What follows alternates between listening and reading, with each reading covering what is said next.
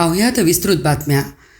सांगलीच्या कडेगाव तालुक्यातल्या नेवरी येथे नागपूर गोवा शक्तीपीठ महामार्गाच्या विरोधात रक्तदान आंदोलन करण्यात आले आहे।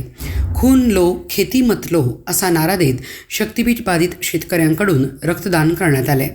महामार्गाच्या नव्या रेखांकनामुळे खानापूर, कडेगाव, पलूस आणि वाळवा तालुक्यातील सुपीक शेती बाधित होणार असल्याचा आरोप करत शक्तीपीठ रद्द करण्याच्या मागणीसाठी पलूस, कडेगाव आणि खानापूर तालुक्यातील शक्तीपीठ महामार्ग बाधित शेतकऱ्यांनी शासनाचे लक्ष वेधण्यासाठी शक्तीपीठ महामार्ग विरोधी संघर्ष समितीच्या वतीने रक्तदान शिबिर आयोजित करण्यात आले होते।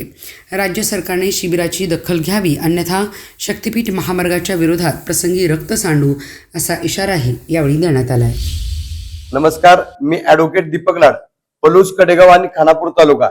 शक्तीपीठ महामार्ग झाला नाही पाहिजे या विरोधी संघर्ष समितीचा निमंत्रक खऱ्या अर्थानं आज नेवरी तालुका कडेगाव या ठिकाणी शेतकरी आपलं रक्त द्यायला तयार झालाय। कशासाठी?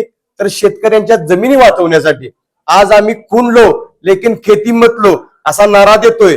अरे, आम्ही ज्या भूमीत रक्त सांडलं त्याच ठिकाणी आम्हाला आमच्या जमिनी वाचवण्यासाठी स्वातंत्र्याचा दुसरा लढा उभा करावा लागतोय। ही शेतकऱ्यांची गर्दी बघा, या ठिकाणी सकाळपासून रक्तदान करायला जागा कमी पडायला लागलेली आहे। कारण शेतकऱ्यांच्या जमिनी ह्या शेतकरी काळी आहे म्हणतो आपल्या जमिनीला, ती वाचवण्यासाठी कुठल्याही राजकीय नेत्याच्या वाढदिवसाला सुद्धा रक्तदान शिबिराला गर्दी होत नाही, तेवढी गर्दी झालेली आहे। फडणवीस सरकारला माझी विनंती आहे, आम्ही सगळे आंदोलक हात धरून पाया पडतो, परंतु हितनं शक्तीपीठ झाला तर आंदोलन तुम्हाला सोसणार नाही। मागच्या 4 महिन्यापासून आम्ही सगळे रक्ताचं पाणी करतोय। येणाऱ्या काळामध्ये शक्तीपीठ आंदोलनाची दिशा ही अत्यंत तीव्र असेल, त्यामुळं तुम्ही तात्काळ शक्तीपीठ महामार्ग रद्द करावा। जोपर्यंत तुम्ही शक्तीपीठ रद्द करत नाही तोपर्यंत आम्ही आंदोलन या ठिकाणी आमचं शांत बसून देणार नाही।